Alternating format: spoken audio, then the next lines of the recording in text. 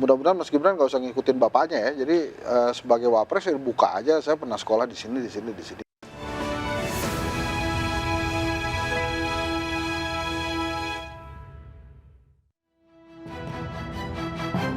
Pendidikan yang ditempuh Wakil Presiden RI Gibran Rakabuming Raka tengah menjadi sorotan.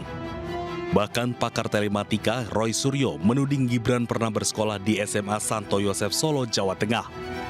Terkait hal tersebut, Kepala Sekolah SMA Santo Yosef Solo, Bruder Yohanes Sudarman, membantah Gibran pernah bersekolah di sana. Berdasarkan data buku siswa SMA Pangudi Luhur Santo Yosef Solo, tidak pernah ada nama Gibran Rakabuming Raka yang tercatat sebagai siswa di sekolah itu. Kepala SMA Santo Yosef Solo pun juga menyatakan kesiapannya memberikan keterangan di persidangan jika diperlukan. Memang benar-benar tidak sekolah di SMA Pangudi Santo Yosef dan pihak sekolah punya data dan bukti yang konkret yang bisa dibuktikan oleh siapapun.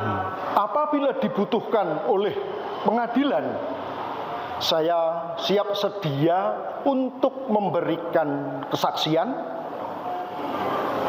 demi nama baik sekolah SMA Pangdulur Santo Yosef Surakarta.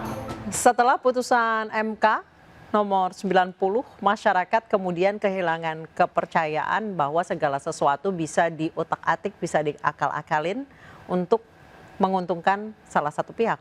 Begitu pula dengan PKPU yang umurnya hanya 1 hari. Mas Henry, silakan.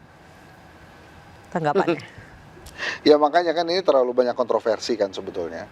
Termasuk yang tadi ditayangkan oleh tim iNews tentang Mas Gibran. Kalau saya sih mudah-mudahan Mas Gibran nggak usah ngikutin bapaknya ya. Jadi sebagai wapres ya buka aja, saya pernah sekolah di sini, di sini, di sini. Bang Andi Aswan aja tahu kan Gibran sekolah di mana gitu. So artinya ya Mas Gibran sampaikan aja. Sudah dilihatin loh. Iya. Tahun kemarin. Iya kan tahun kemarin. Ini sekarang dilihatin lagi aja, kayak saya ditanya lulusan mana SMA 37. Taunya dari mana SMA 37 ya? Tanya aja Boy Rafli Amar tuh, ketua alumni saya. Saya ada tuh tercatat. Jadi maksud saya begini-beginian ini menurut saya jadi keterbukaan publik aja.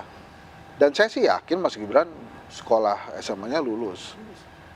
Cuma yang menjadi masalah itu Mas Henry, apakah yang di Singapura dan di Australia itu setara dengan SLTA? Itu kan yang kemudian itu jadi pertanyaan bagus sekali. Makanya kalau saya sih begini kan, Mas Gibran itu kalau menurut saya distrust dari masyarakat itu bukan tentang ijazah, tapi tentang kualitas. Nah, saya pernah menyarankan Mas Gibran kuliah lagi aja S2. Di mana? Di Paramadina lah, biar saya yang ngajar. Nanti saya yang belain gitu. Mas Gibran kuliah kok S2. Tapi administrasinya silakan Mas Gibran urus sendiri. Kan kalau S2 kan masih ada S1-nya. Gitu. Jadi silakan diurus. Jadi mau saya gini loh, ya ampun ini bangsa masih ngurusin tentang ijazah wapresnya, ijazah mantan presiden. Ini gara-gara apa? Ya emang gara-gara tapi kata nggak mau Pak Jokowi dibuka aja. karena bertahan segitu lama, nafasnya panjang, ada orang besar. Gini loh, ini kan sebetulnya yang ngebingungkan banyak hal gitu. Kenapa kemudian nggak dibuka aja? Kan berapa orang sih yang kayak Henry Satrio yang terserah UGM lah, UGM bilang asli lah. Atau misalnya nanti kita tanya, bukan Henry aja nih, gue juga setuju kalau sudah institusinya membuka ya, mengatakan gue yang nerbitin nih. Nah makanya itu ntar kita tanya aja sekolahnya Mas Gibran di mana, di Sydney. Nah tanya aja sekolahnya. Nggak ada sekolahnya itu di Orchard. Oh di Orchard di mana itu? Di Singapura. Oh, di Orchard Singapura. Ya, secondary schoolnya di sana. Itu bukan nama jalan. Oh, nama sekolahnya Orchard. Orchard Singapura, ya ditanya aja Orchard Singapura ada apa enggak. Iya, terus kemudian tinggal dilihatin ini setara atau tidak. Kalau nggak setara, udah ujian setara aja. Dia lulus dari situ 2007. Ya, terus dia masuk namanya MDIS. Dia lulus Manajemen SMP Development. Tahun berapa? SMP 1 di Surakarta tuh. SMP 1 Surakarta saya lupa. Kurangin aja dah 3 tahun dari situ. Belum tentu, Bro. Bener, ada ijazah untuk SMP udah. Iya. Jadi dibawa oleh Pak Jokowi ke Singapura, masuklah di SMA di Singapura ya. Di SMA Singapura ya, itu peraturan itu 4 sampai 5 tahun, Bro. Kenapa baru sekolah lulus di Singapura, Bro? Beliau mengatakan untuk dia mandiri. Untuk itu. Kalau lu orang kaya juga lu pasti kirim anak lu ke luar negeri juga, nggak mungkin kan? Enggak bro, gue justru mengutamakan nilai-nilai keindonesiaan buat anak gue. Nah, perlu juga untuk itu. Dan gua rasa juga coba dia belajar di luar negeri, apakah nilai-nilai keindonesiaannya hilang? Sebetulnya sekolah di Indonesia juga bisa mandiri bro. Ya semua Nggak bisa usah mandiri, diambil, tapi kan ini nggak usah persepsi jauh-jauh. dari orang tua bro. Iya, iya, Kalau iya. orang tua ini pikir ini akan lebih mandiri dan mempunyai jaringan internasional, itu sah-sah saja. Nah, tapi untuk itu. boleh juga tuh nanti sekolah di Singapura itu ngomong kan Mas Gibran menerus di sini gitu. Ya makanya tuh Nggak, KPU kalau apa gini aja sih nih, KPU gampang, kita lagi nih. tanya aja DKPP, ya bisa nggak ini dimasukkan dalam satu kajiannya DKPP misalnya, perlu nggak diperiksa nih mereka para komisioner, serahkan aja DKPP untuk bisa terang benderang kan. Kalau perlu juga periksa aja mereka punya apa rekening-rekening maksudnya, kan seperti itu maksudnya gitu. Bang Kalau Aswan, mau terang benderang. Maksudnya Bang Aswan nih KPU ini salah nih sekarang nih. Bukan Karena masalah perlu salah, ini kan jadi ada polemik, ada polarisasi di sini, bos. Ini untuk Tapi menurut menghindari polemik Bang ya. Aswan Iya. apakah ini KPU ini memang sudah salah jalan nih dalam hal ini? Nah begini, kalau dilihat ya, saya nggak mau nyalahkan KPU, kan ini independen. Ya. Oh, gitu. Perjalanannya dia membuat suatu produk itu, apakah ada konsultasi dengan DPR? Nah itu katanya tidak konsultasi, katanya Komisi Menurut 2. itu kan nggak ada, karena ada dari Komisi 2 nggak ada. untuk Berarti bicara salah dong, masukin 16 KPU-nya ini. salah dong, kan nggak Ya usah. Yang konsultasi. jadi pertanyaan emang bisa. Nah, makanya sekarang menurut saya kalau itu ada indikasi-indikasi seperti itu, ya misalnya katakanlah kalau di kedokteran itu malpraktek misalnya gitu, ya silakan DKPP melihat apakah ini sesuai dengan kajian-kajiannya, apakah ini sesuai dengan produk-produk yang memang menurut aturan negara. Kan Sebetulnya gitu. pertanyaannya udah ada kajiannya emang.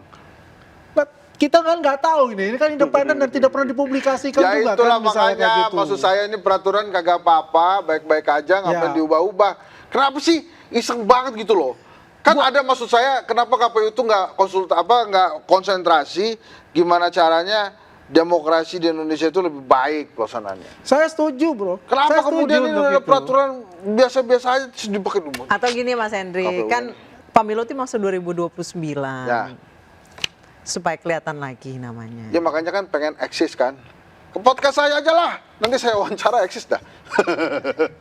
Nggak mau saya ini gini ya, udah deh. Mau saya ini tolong KPU punya kewajiban untuk menjelaskan ini karena ini serius. Mas Henry mungkin maksudnya karena pemilu masih lama, KPU ingin memunculkan diri, namun ternyata movementnya salah gitu. Ya salah banget itu, enggak, makanya pertanyaan saya itu tadi kenapa kemudian mesti diubah-ubah? Kan kasihan KPU-nya, kan mereka bisa diganti sebelum pemilihan umum 2029, kan. Kan ada peraturan loh ya, KPKP 2008, terus dirubah lagi ada PKPU 2022. Ada loh, ya. Cuma nggak tahu ini apa isinya kan. Nah, terus muncul yang 16 poin itu yang membuat masyarakat juga mungkin ya terkaget-kaget kok Gini ada loh, itu. mau saya Afifuddin dan teman-temannya memang komisioner KPU. Cuma kan nggak selamanya. Yang selamanya itu kan lembaga KPU-nya mungkin ya. Dan lembaga KPU ini kan lembaga yang dipercaya oleh publik, dipercaya rakyat menyelenggarakan pemilu. Yes. Kalau mereka kemudian mengeluarkan aturan-aturan yang membuat pertanyaan-pertanyaan publik yang ujung-ujungnya adalah distrust kepada lembaga ini, kan kasihan KPU-nya, maka pemilunya akhirnya ujung-ujungnya tidak bisa dilaksanakan dengan baik karena selalu ada kecurigaan bahwa KPU-nya didomplengin lah, KPU-nya Sebenarnya KPU itu ada kasihan loh, tiap pemilu mereka adalah yang bekerja paling keras, yang bergadang paling lama. Enggak, kita nggak perlu kasihan, mereka dibayar untuk itu Iya, kan. betul. Nggak perlu kasihan. Profesionalismenya ada di Iya, situ. kalau nggak mau ya ngapain juga jadi komisioner KPU. Iya, profesionalismenya ada di Gitu. situ. Oke, baik, kita akan kembali lagi usai jeda, tetap The Prime Show.